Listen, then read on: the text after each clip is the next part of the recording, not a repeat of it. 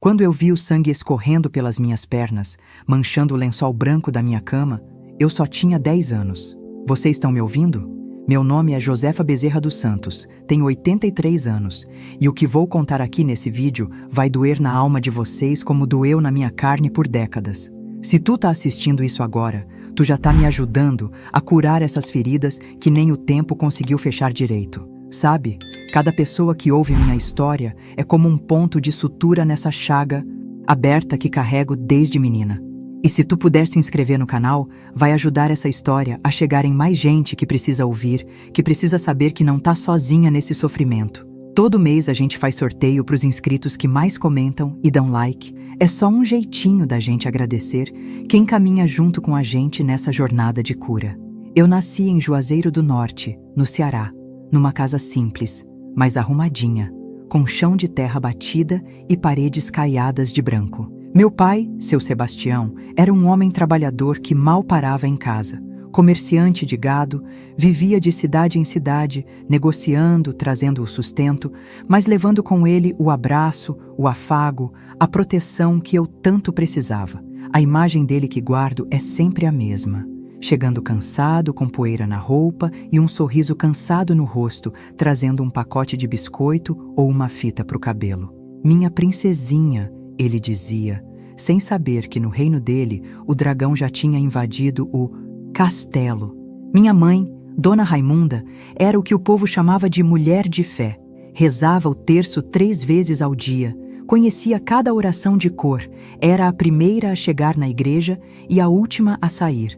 O padre falava, ela anotava como se fosse palavra divina saindo da boca de Cristo. O respeito que o povo tinha por ela era quase tanto quanto o medo que eu tinha quando ela me olhava daquele jeito, com os olhos frios, enquanto ajeitava o véu na cabeça antes de me levar para a igreja. Foi numa dessas missas, num domingo quente de janeiro, que ele apareceu. Padre Jerônimo chegou transferido da capital, jovem, com os olhos claros e um jeito de falar que fazia as beatas suspirarem. Minha mãe foi a primeira a se oferecer para ajudar na acomodação do servo do Senhor, como ela dizia. Logo ele começou a frequentar nossa casa. Primeiro para benzer, depois para tomar café, até que virou presença certa nos dias que meu pai viajava. O cheiro de café misturado com incenso tomava conta da sala quando ele chegava. E minha mãe ficava diferente. Colocava o vestido bom, passava o batom clarinho, penteava o cabelo com cuidado e me mandava brincar no quintal. Vai lá fora, Josefa. A mãe e o padre precisam conversar sobre as coisas da igreja. Eu ia, mas ficava de olho pela fresta da janela. Via quando ele segurava a mão dela, quando eles riam baixinho, quando ele passava a mão no rosto dela como se estivesse limpando uma lágrima. Eu não entendia direito o que era aquilo, mas sabia que não era coisa da igreja. Igreja não fazia minha mãe rir daquele jeito, não fazia ela ficar com as bochechas vermelhas como se tivesse com febre. Numa dessas tardes, enquanto eu brincava com uma boneca de pano no quintal, ouvi minha mãe me chamar. A voz dela estava diferente, mais doce, quase melosa, daquele jeito que ela só usava quando queria alguma coisa. Josefa, venha cá. O padre quer conhecer você melhor, quer ver como você está crescendo bonita. Entrei na sala com os pés descalços, arrastando a boneca pelo braço de pano. O padre estava sentado na poltrona, as pernas cruzadas, o terço enrolado nos dedos como se fosse uma pulseira cara. Ele me olhou de um jeito que fez meu estômago gelar, mesmo naquele calor de rachar. Venha cá, minha filha. Senta aqui pertinho pra gente conversar. Minha mãe me empurrou de leve nas costas e eu sentei na ponta do sofá, tão na ponta que quase caía. Ele começou a fazer perguntas, se eu gostava da escola, se eu rezava todo dia, se eu já tinha feito a primeira comunhão. Eu respondia baixinho, segurando a boneca com tanta força que meus dedos ficavam brancos. Ela é tímida ainda, padre, mas é obediente, faz tudo que a gente manda. Minha mãe disse, com aquele sorriso esticado que não chegava nos olhos. Foi quando ele esticou a mão e tocou meu joelho. Um toque leve, como quem não quer nada, mas que fez meu corpo inteiro travar. Deus tem planos grandes para você, sabia? Eu posso ver. Ele me mostrou em sonho. Depois disso, as visitas dele começaram a incluir momentos de oração comigo. Minha mãe me arrumava toda, trançava meu cabelo, colocava o vestido branco de domingo e me levava para a sala. Ele sempre pedia para ficar sozinho comigo. Dizia que era coisa de confessionário, que precisava de privacidade para preparar minha alma. E minha mãe, que nunca deixava nem o vento me tocar sem permissão, saía da sala, fechava a porta e ficava do lado de fora, de guarda. Os toques começaram devagar, uma mão no ombro enquanto ele rezava. Depois os dedos passando pelo meu cabelo, dizendo que era cabelo de anjo. Até que um dia ele segurou meu rosto com as 2 mãos, olhou fundo nos meus olhos e disse: "Você foi escolhida, sabia? Deus escolheu você para uma missão especial." Missão especial. Essas palavras ainda cortam como faca quando lembro. A missão era aguentar calada enquanto ele me tocava, enquanto ele dizia que aquilo era purificação, que eu precisava aprender a servir, que era assim que as meninas escolhidas por Deus mostravam sua devoção. Eu tentei contar para o meu pai. Uma vez, quando ele voltou de viagem, juntei toda a coragem que tinha e disse: "Pai, o padre vem aqui quando o senhor viaja." Ele sorriu, bagunçou meu cabelo e disse: "Claro, minha filha, sua mãe é muito devota. Ajuda na igreja. É bom ter a bênção de Deus na nossa casa." Bênção. Aquilo não tinha nada de bênção. Era maldição que entrava pela nossa porta. Toda vez que ele aparecia com aquela batina preta e o sorriso que escondia o demônio. Se tu chegou até aqui nesse vídeo, me diga nos comentários se já sentiu medo de alguém que todo mundo respeitava. Porque é isso que dói mais, ver o monstro sendo tratado como santo. E se puder, se inscreve no canal. Cada inscrição é como se fosse uma mão segurando a minha, me dando força para continuar contando essa história que ficou presa na minha garganta por tanto tempo. O pior dia, aquele que nunca vai sair da minha memória, foi numa quarta-feira. Meu pai tinha viajado para comprar um lote de bois em outra cidade. Ia ficar fora 3 dias. Minha mãe arrumou a casa toda, fez bolo de milho, colocou a toalha de renda na mesa da sala.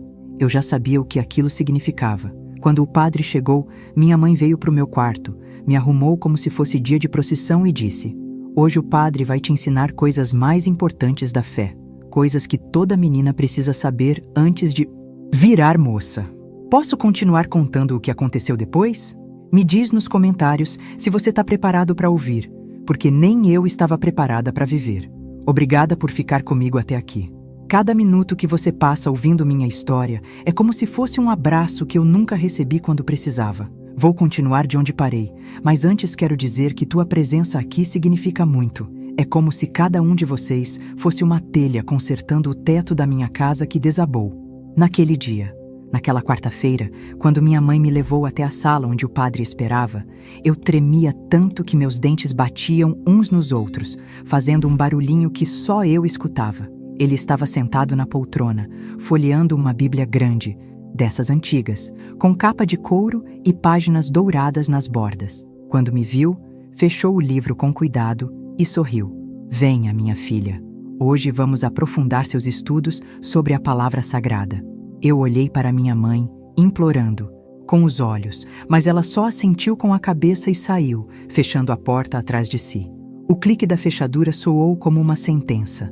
O padre abriu a Bíblia novamente, apontou para uma página e começou a ler sobre obediência e sacrifício. Falou de Abraão e Isaque, de como Deus pediu que um pai sacrificasse o próprio filho, e como a obediência era a maior virtude aos olhos do Senhor.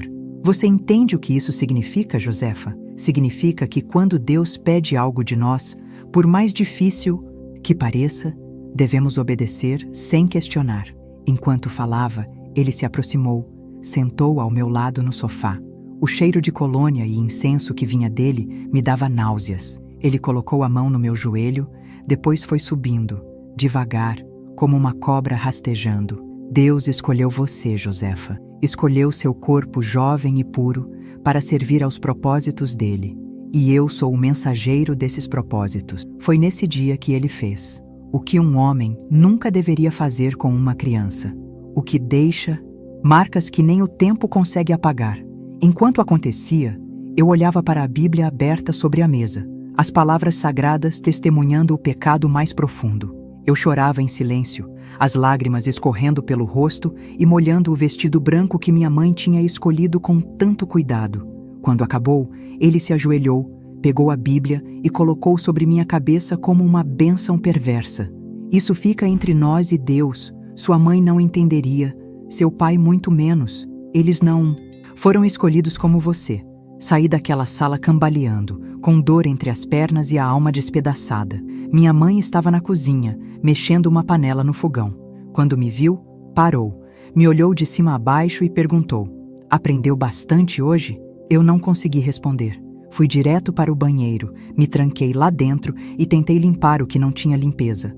A água da bacia ficou vermelha, mas a vergonha continuou lá, grudada em mim como uma segunda pele. À noite, deitada na minha cama, olhando para o teto de madeira, jurei que um dia ia contar. Um dia, alguém ia acreditar em mim. Vocês sabem, cada criança deveria ter uma Bíblia que pudesse realmente entender, que trouxesse conforto e proteção, não medo e dor.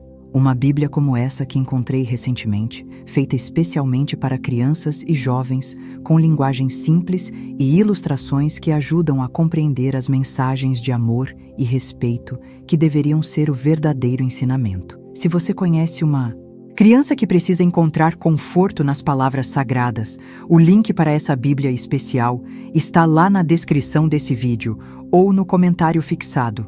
É um presente que pode mudar a vida de uma criança, diferente do que aconteceu comigo. Depois daquele dia, as visitas dele ficaram mais frequentes, e cada vez que ele aparecia, minha mãe me preparava como um cordeiro para o sacrifício. Eu deixei de comer direito, emagreci, meu cabelo começou a cair. Na escola, as professoras perguntavam se eu estava doente. Em casa, meu pai, nas poucas vezes que estava presente, notava que eu estava diferente, mais calada, sem o brilho nos olhos que ele tanto gostava. "O que foi, minha princesinha? Tá triste com alguma coisa?" Eu queria gritar, queria contar tudo, mas as palavras ficavam presas na garganta. O medo era maior, medo de não acreditarem em mim, medo de decepcionar meu pai, medo do que o padre poderia fazer se eu falasse. Comecei a me rebelar do jeito que uma criança consegue. Escondia as roupas que minha mãe separava para os dias de oração. Fingia estar com febre, com dor de barriga. Uma vez cheguei a comer terra do quintal até vomitar, só para não ter que ficar sozinha com ele. Minha mãe ficava furiosa. "Você está desperdiçando a bênção que Deus te deu. O padre escolheu você entre todas as meninas da paróquia." Escolheu, como se fosse prêmio, não condenação. Numa noite, enquanto meus pais dormiam, peguei uma tesoura e cortei meu cabelo. Aquele cabelo que o padre sempre elogiava, que dizia ser do jeitinho que os anjos gostam. Cortei irregular, grosseiro, deixando mechas desiguais. Quando minha mãe me viu na manhã seguinte, deu um tapa na minha cara que deixou a marca dos 5 dedos. "O que você fez, sua ingrata? Acha que assim ele vai te deixar em paz? Só vai piorar." Foi a primeira vez que ela admitiu que sabia, que entendia o que estava acontecendo e permitia, talvez até incentivasse. Meu pai notou meu cabelo quando voltou de viagem. Perguntou o que tinha acontecido. Minha mãe respondeu antes que eu pudesse abrir a boca. Ela mesma cortou de birra, tá numa fase difícil. Ele olhou para mim, depois para minha mãe, e algo no olhar dele mudou, como se uma pequena dúvida tivesse se plantado ali. Naquela noite, ele veio ao meu quarto, sentou na beirada da cama e perguntou baixinho: "Foi mesmo você que cortou o cabelo, Josefa?" Balancei a cabeça que sim, sem conseguir olhar nos olhos dele. "Por que, minha filha? Você sempre gostou tanto do seu cabelo." E então, como uma represa que se rompe depois de muita pressão, as palavras começaram a sair, entrecortadas por soluços, misturadas com lágrimas, mas saíram. "O padre, pai, Ele diz que meu cabelo é bonito, que é do jeito que os anjos gostam. Ele me toca, pai, e dói muito." Meu pai ficou parado, como se tivesse virado pedra. A respiração dele ficou pesada, o rosto vermelho, as mãos fechadas em punho tão apertado que os nós dos dedos ficaram brancos. "Sua mãe sabe disso?" Balancei a cabeça que sim, sem conseguir falar mais. Ele se levantou, beijou minha testa e disse: "Durma, minha princesinha. Amanhã vai ser outro dia." E foi. Foi o dia em que o inferno veio à terra na forma da fúria do meu pai. Se você está acompanhando minha história até aqui, deixa um coração nos comentários. Cada coração é como uma vela acesa iluminando esse passado tão escuro. E se inscreve no canal, porque tem muita gente que precisa ouvir isso, que precisa saber que não está sozinha, que tem saída, mesmo quando parece que o mundo inteiro conspira contra você. Muito obrigada por continuar comigo nessa jornada dolorosa. Sinto como se cada um de vocês fosse um pedacinho de esperança que eu não tive quando menina. Agora vou contar o que aconteceu na manhã seguinte, depois que consegui falar para o meu pai. O sol mal tinha nascido quando ouvi o barulho. Um estrondo de porta sendo aberta com violência, gritos, choro, coisas quebrando. Pulei da cama, o coração batendo tão forte que parecia que ia sair pela boca. Quando cheguei na sala, vi meu pai segurando minha mãe pelos braços, sacudindo ela como se fosse um boneco de pano. Como você pôde? Como você pôde permitir isso com a nossa filha? Minha mãe chorava, tentava se soltar, dizia coisas sem sentido. Você não entende. É a vontade de Deus. O padre disse. É uma bênção especial. Meu pai a soltou como se ela queimasse, como se não suportasse mais tocar nela. Pegou as chaves do carro e saiu como um furacão. Eu fiquei parada na porta da sala, sem saber o que fazer. Minha mãe caiu de joelhos no chão, chorando, mas não olhou para mim. Era como se eu tivesse virado um fantasma. Poucas horas depois, a notícia correu pela cidade toda. Meu pai tinha ido até a casa paroquial, arrastado o padre para fora, na frente de todo mundo, e batido nele até os próprios homens da cidade precisarem separar.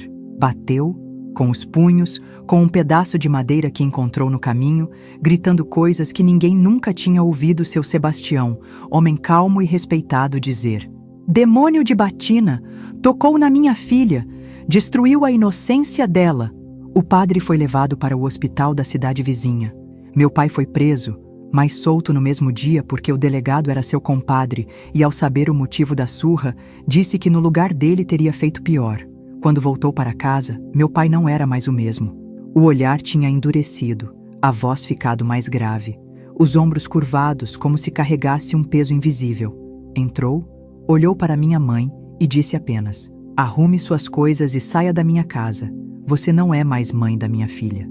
Ela tentou argumentar, chorou, se ajoelhou, implorou perdão, disse que tinha sido enganada, que acreditou que era mesmo uma bênção, que o padre tinha convencido ela de que era algo especial. Meu pai não se comoveu. Você entregou sua filha para ser violada. Não tem perdão, nem de Deus, nem meu. Ela saiu naquela mesma tarde, com uma mala pequena e o olhar de quem já sabia que nunca mais seria bem-vinda.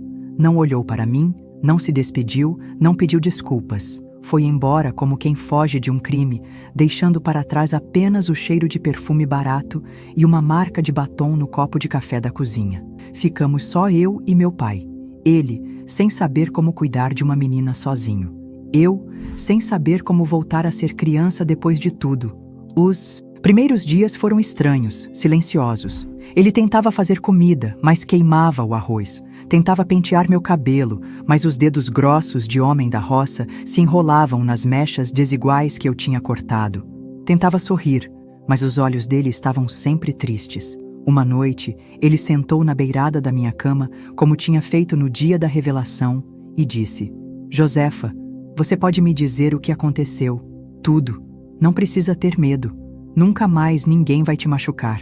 E eu contei, contei sobre os toques, sobre as palavras que o padre usava para justificar, sobre como minha mãe me arrumava e me entregava para ele. Contei sobre a dor, sobre o sangue, sobre as noites em que eu rezava para Deus me levar enquanto dormia, para não ter que acordar e viver tudo aquilo de novo. Meu pai chorou, um choro silencioso, de homem que não está acostumado a mostrar fraqueza. As lágrimas escorriam pela barba por fazer, caíam no colo, molhavam as mãos calejadas que seguravam as minhas. Me perdoa, minha filha.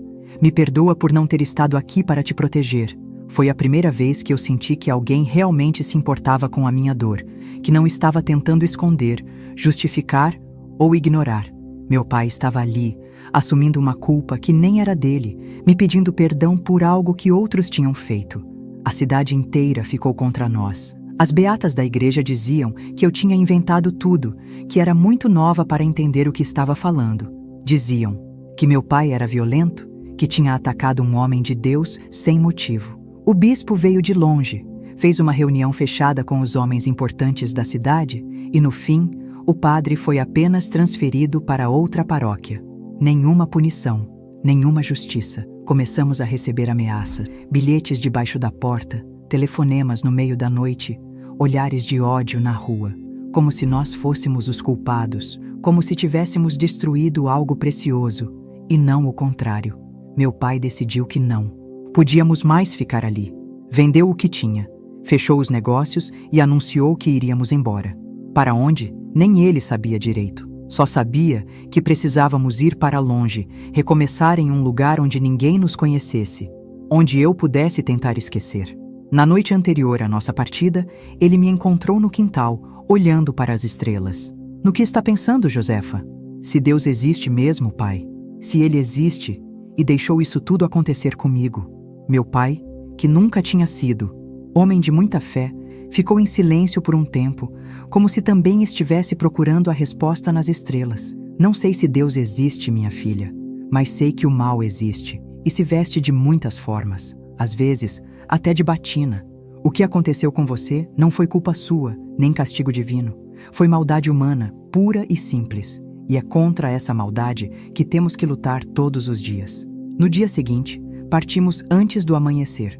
O carro velho carregado com o pouco que conseguimos levar, seguindo por estradas de terra que levavam para longe daquela cidade, daquelas pessoas, daquelas memórias. Eu olhava pela janela, vendo a poeira que levantava atrás de nós, como se estivéssemos apagando os rastros, impedindo que o passado nos seguisse. Meu pai dirigia em silêncio, os olhos fixos na estrada, as mãos apertando o volante, como se sua vida dependesse disso. De vez em quando, ele olhava para mim pelo retrovisor, tentava sorrir, dizia alguma coisa sobre a paisagem, sobre o tempo, sobre a nova vida que nos esperava. Mas no fundo dos olhos dele, eu via a mesma dor que carregava nos meus. Fomos para o Maranhão, onde meu pai tinha um primo distante que poderia nos ajudar a recomeçar.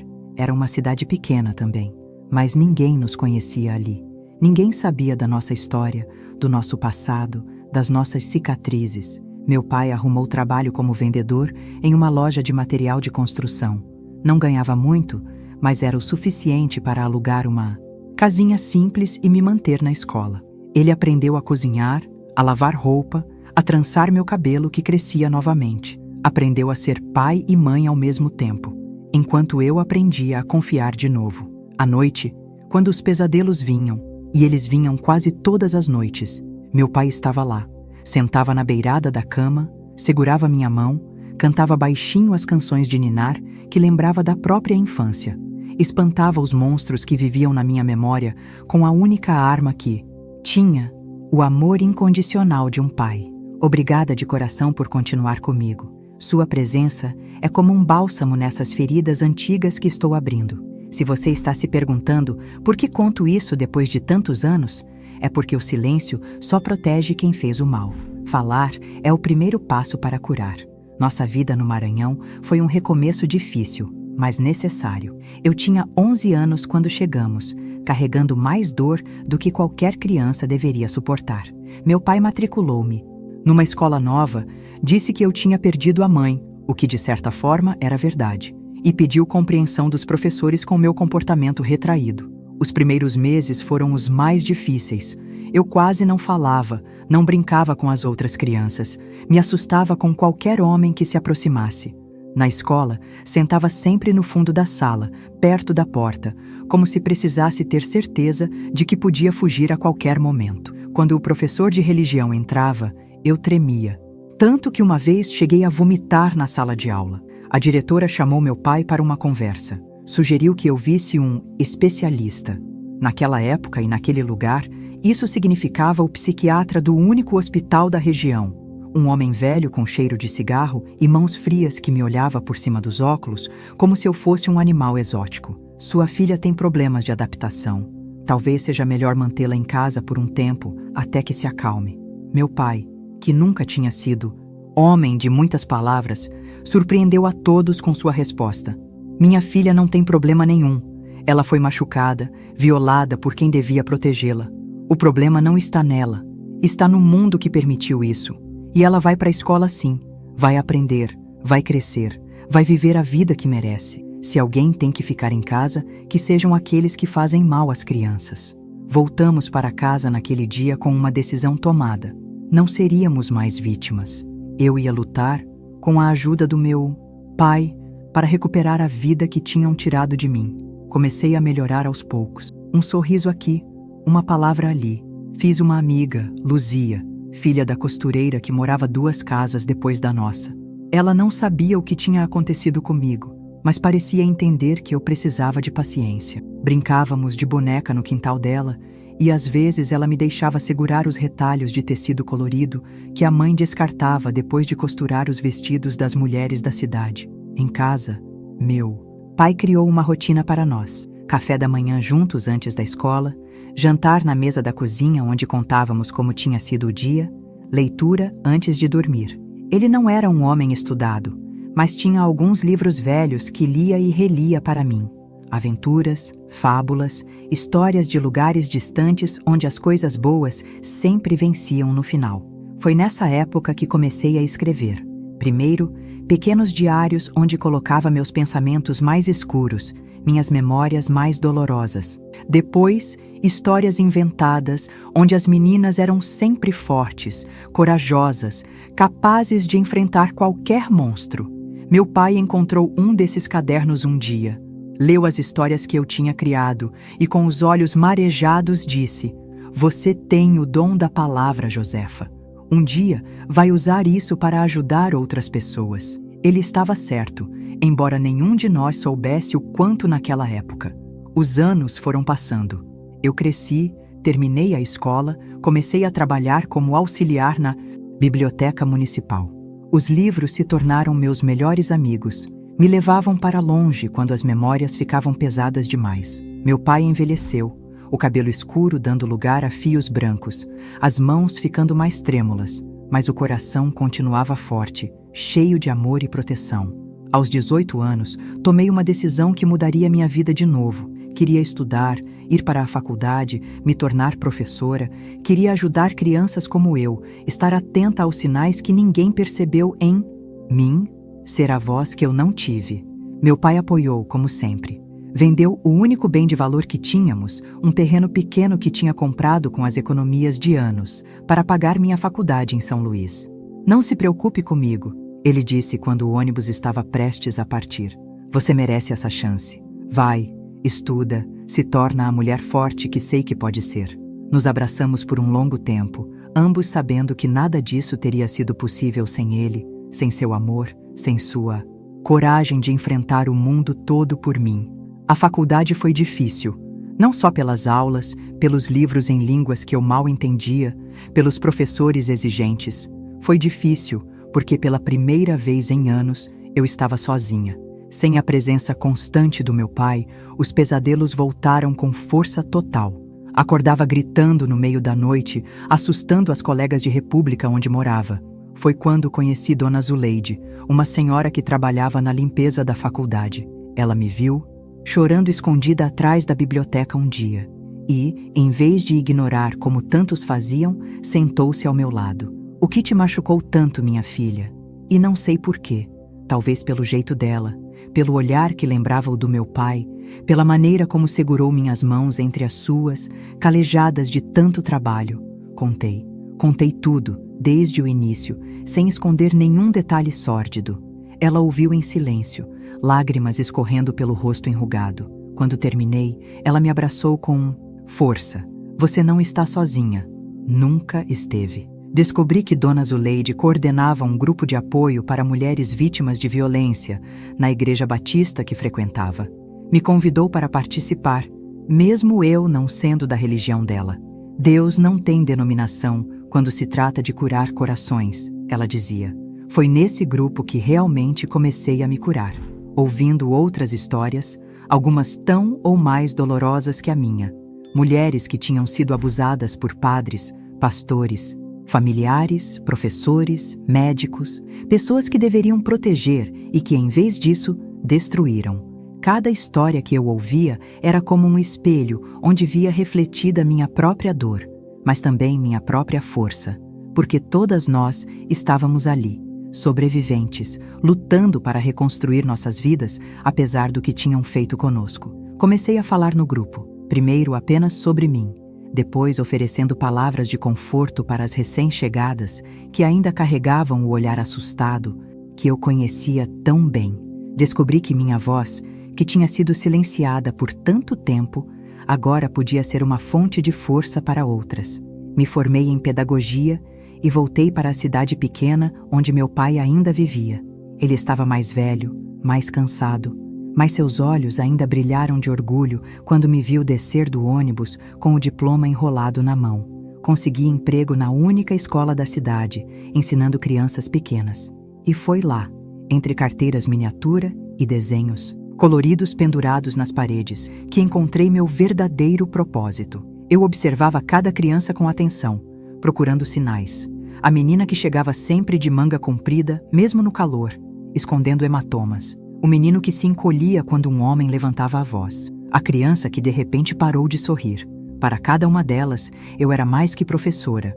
Era uma sobrevivente que podia reconhecer a dor nos olhos de outra, que sabia quais perguntas fazer, como oferecer ajuda sem causar mais dano. Uma vez, identifiquei uma menina de 9 anos que mostrava todos os sinais. Quieta demais, assustada, desenhos sempre em cores escuras. Chamei o conselho tutelar.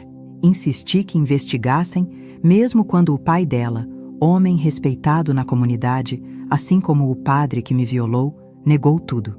A investigação revelou que a menina estava sendo abusada pelo tio, que morava na mesma casa. Quando a retiraram daquele ambiente, ela me abraçou com força e sussurrou: "Obrigada por acreditar em mim." Aquelas palavras valeram mais que qualquer diploma, qualquer reconhecimento. Eu tinha feito por ela o que ninguém, exceto meu pai, tinha feito por mim. Acreditado. Meu pai faleceu quando eu tinha 32 anos. Foi uma morte tranquila, durante o sono, depois de uma vida dedicada a me proteger e me ajudar a reconstruir do zero. No funeral, muita gente apareceu. Pessoas que o conheciam da loja onde trabalhava, vizinhos, amigos que ele tinha feito ao longo dos anos. Todos diziam a mesma coisa. Seu Sebastião era um homem bom. Sim, ele era. O melhor homem que já conheci. O homem que não teve medo de enfrentar um sistema inteiro, uma cidade inteira, para defender sua filha. O homem que me ensinou que amor verdadeiro é proteção, é respeito, é estar presente quando tudo desmorona. Depois que ele partiu, continuei meu trabalho na escola, mas também comecei algo novo. Criei um grupo de apoio, como o de Dona Zuleide, mas voltado especificamente para crianças e adolescentes que tinham passado por abusos. Um espaço seguro onde podiam falar, desenhar, expressar de alguma forma o que tinham vivido, sem julgamento ou descrença. Se você está assistindo até aqui, por favor, deixe uma mensagem de apoio nos comentários para todas as pessoas que estão passando por situações similares agora mesmo. E se inscreva no canal para que essa história chegue a mais pessoas que precisam ouvir que não estão sozinhas, que há esperança, que é possível sobreviver e reconstruir. Muito obrigada por ainda estar comigo. Sua presença é um presente que me dá força para continuar compartilhando essa história. Como vocês viram, depois da morte do meu pai, eu continuei o trabalho dele de certa forma, protegendo crianças, sendo a voz que elas precisavam quando ninguém mais escutava. Mas a vida ainda guardava surpresas para mim. Quando tinha 35 anos, recebi uma carta. O envelope estava amarelado, como se tivesse passado muito tempo guardado, antes de ser enviado. O remetente era de Juazeiro do Norte, minha cidade natal, aquela que tínhamos deixado às pressas tantos anos atrás. Minhas mãos tremeram ao abrir. Dentro, uma carta escrita com letra tremida e uma fotografia antiga, daquelas em preto e branco, mostrando uma família, pai, mãe e uma menina pequena. Reconheci imediatamente. Éramos nós, antes de tudo acontecer. A carta começava assim: "Minha filha, se está lendo isso, é porque finalmente tive coragem de enviar. Ou, talvez eu já tenha partido deste mundo e alguém a encontrou entre minhas coisas. Era da minha mãe, Dona Raimunda, que não via nem tinha notícias há mais de 25 anos. Continuei lendo, o coração aos pulos, um gosto amargo na boca. Não peço seu perdão porque sei que não mereço. O que fiz, ou melhor, o que permiti que fizessem com você, não tem perdão nem de Deus, quanto mais de uma filha. Mas preciso que saiba a verdade, antes que eu leve esse segredo para o túmulo. O padre Jerônimo, seduziu primeiro. Eu, mulher simples, criada para acreditar que homens de batina eram santos na terra, caí como fruta madura. Ele dizia que era um amor abençoado, que Deus entendia que até seus servos precisavam de companhia.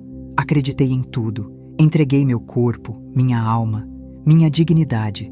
Quando seu pai viajava, ele vinha, e eu me sentia a mulher mais especial do mundo, até o dia em que ele olhou para você. Você tinha crescido, estava se tornando uma menina bonita. Ele começou a fazer perguntas, a dizer que você precisava de orientação espiritual especial. Eu devia ter desconfiado ali. Devia ter protegido você como qualquer mãe faria. Mas estava tão cega, tão envolvida na teia de mentiras que ele tinha tecido ao meu redor, que fiz o impensável. Entreguei minha própria filha. Quando seu pai descobriu e me expulsou, fui para a casa de uma prima em outra cidade. Vivi anos na miséria, trabalhando como lavadeira, carregando não só a roupa suja dos outros, mas a culpa que pesava mais que qualquer fardo. Um dia, anos depois, soube que o padre Jerônimo tinha sido transferido para uma paróquia no sul. Juntei minhas economias e fui até lá, determinada a confrontá-lo, a denunciá-lo para as autoridades da igreja que nunca tinham feito nada a respeito. Quando cheguei, descobri que ele tinha feito o mesmo em outras paróquias. Outras meninas, outras famílias destruídas. Mas dessa vez, uma das vítimas tinha denunciado e ele estava respondendo a um processo interno da igreja. Pedi para testemunhar. Contei tudo, inclusive minha participação vergonhosa. Foi a primeira vez que disse em voz alta o que tinha permitido que acontecesse com você. A primeira vez que assumi minha culpa perante outros. O processo terminou como tantos outros. Ele foi afastado das funções, mandado para um retiro espiritual, mas nunca enfrentou a justiça dos homens. Anos depois, soube que morreu sozinho, em um asilo mantido pela igreja. Não sei se isso traz algum consolo. Sei que nada pode apagar o que você sofreu. Só queria que soubesse que carrego esse remorso todos os dias, que não houve um único momento em que não tenha me arrependido amargamente do que fiz. Seu pai era um homem bom, o melhor homem que conheci. Ele teve a coragem que me faltou. Espero que tenha cuidado bem de você, que tenha conseguido dar o amor que você merecia e que eu, em minha fraqueza e egoísmo, não soube dar. Se um dia puder, não digo perdoar, mas entender que eu também fui vítima da minha própria ignorância e submissão. Talvez minha alma encontre algum descanso. Sua mãe, Raimunda.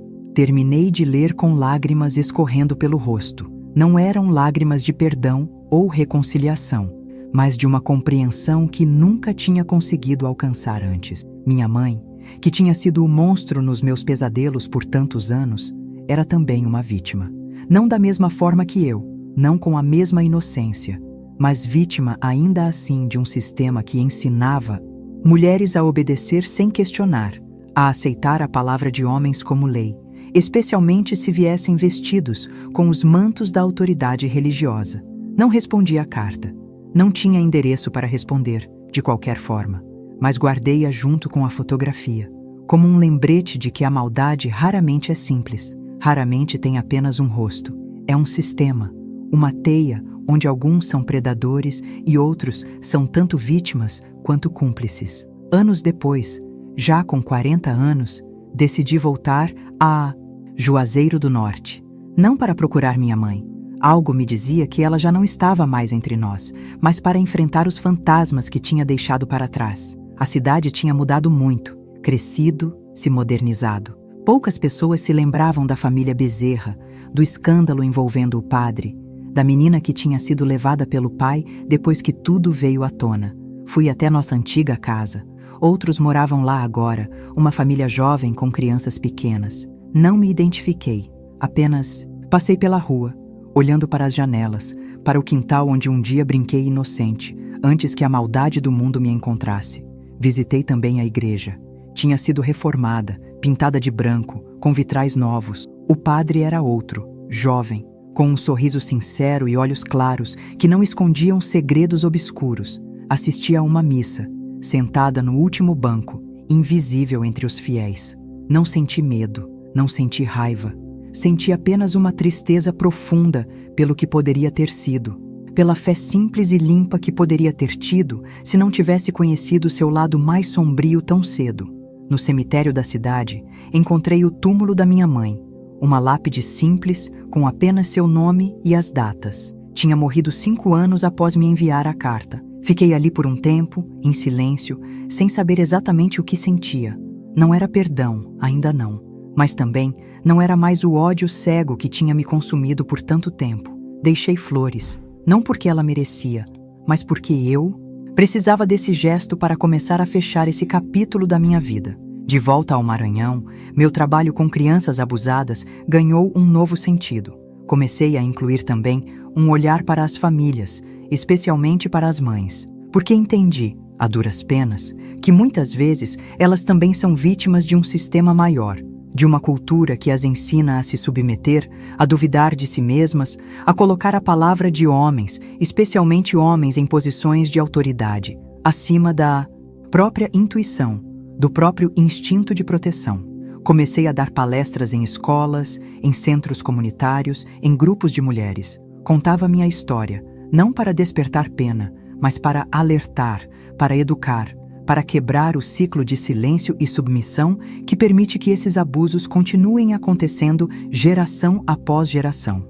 Uma dessas palestras foi gravada por uma estudante de jornalismo e acabou indo parar na internet. De repente, minha história não era mais apenas minha, era de todos que a assistiam, que se identificavam, que viam nela ecos das próprias experiências ou das pessoas que amavam.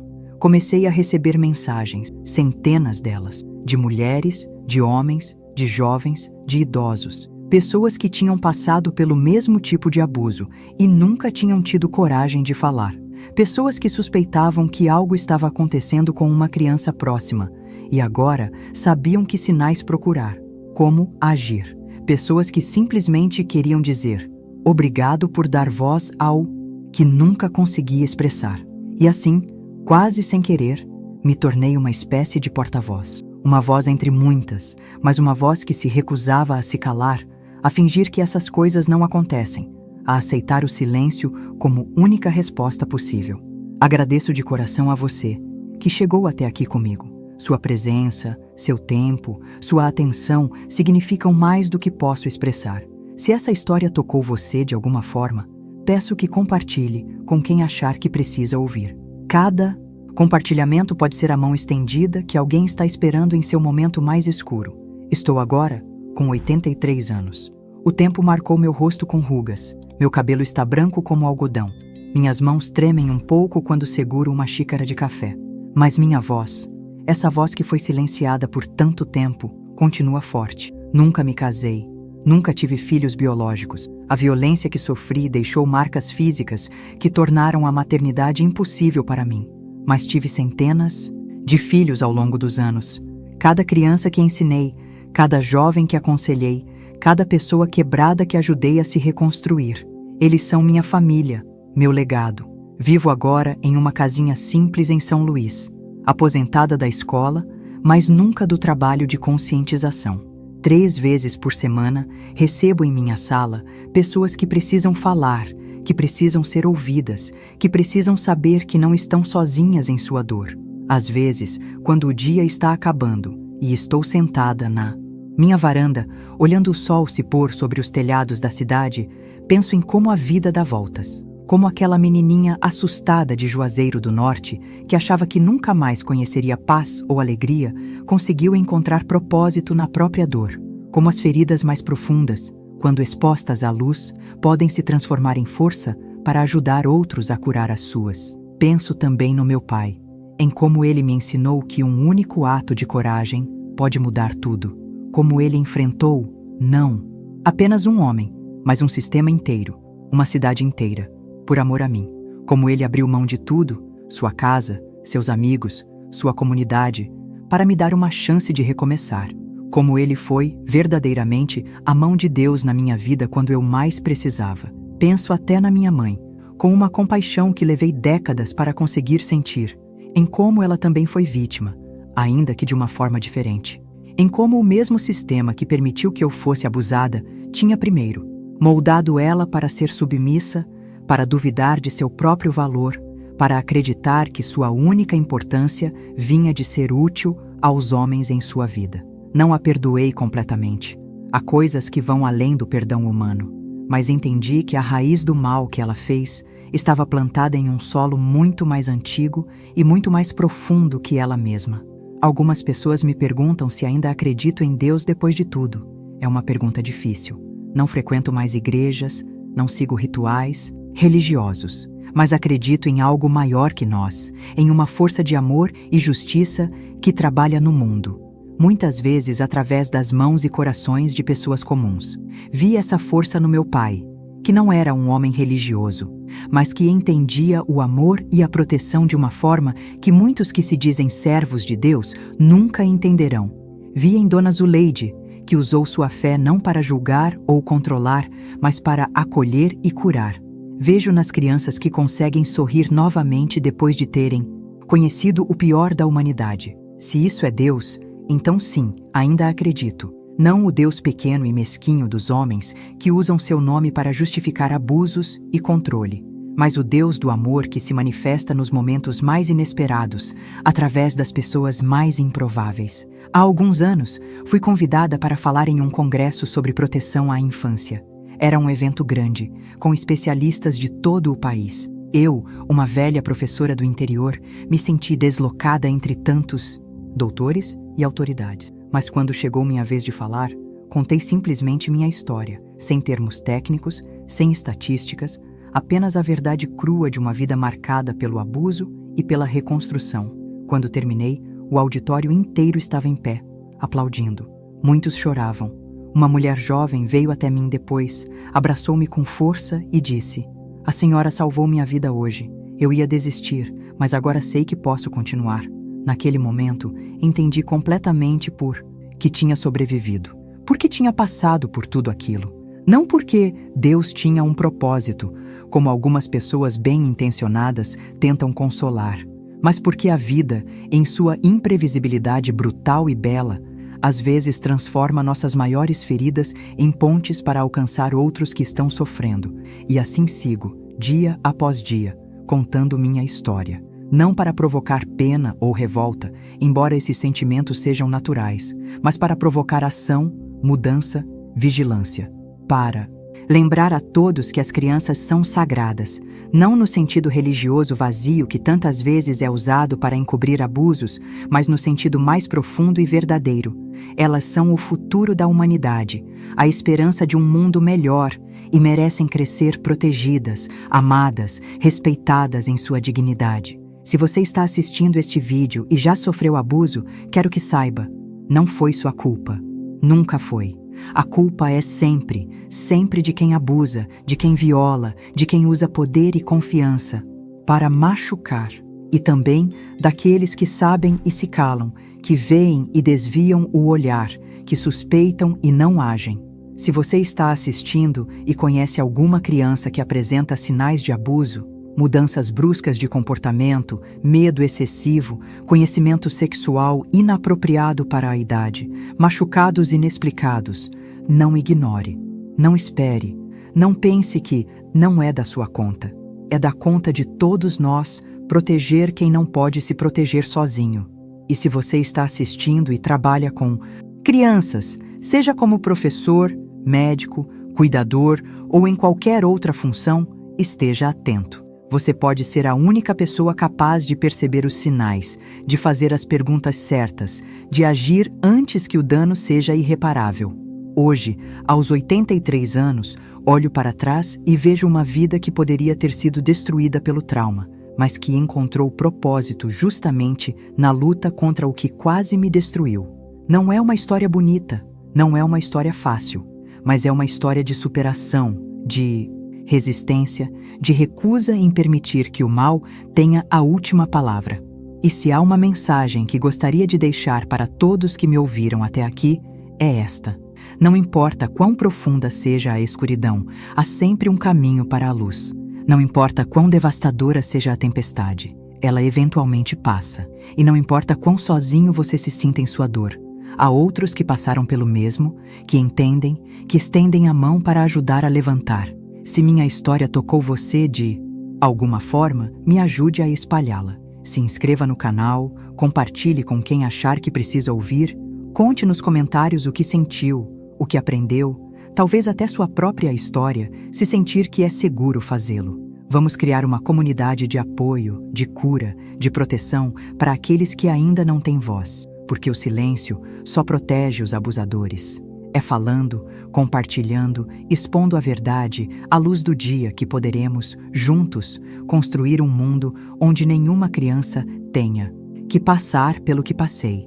Um mundo onde a inocência seja realmente sagrada e onde aqueles que ousarem violá-la encontrem não o silêncio cúmplice de uma sociedade, mas a resistência feroz de todos que entendem o valor inestimável de uma infância protegida e feliz. Obrigada por me ouvir.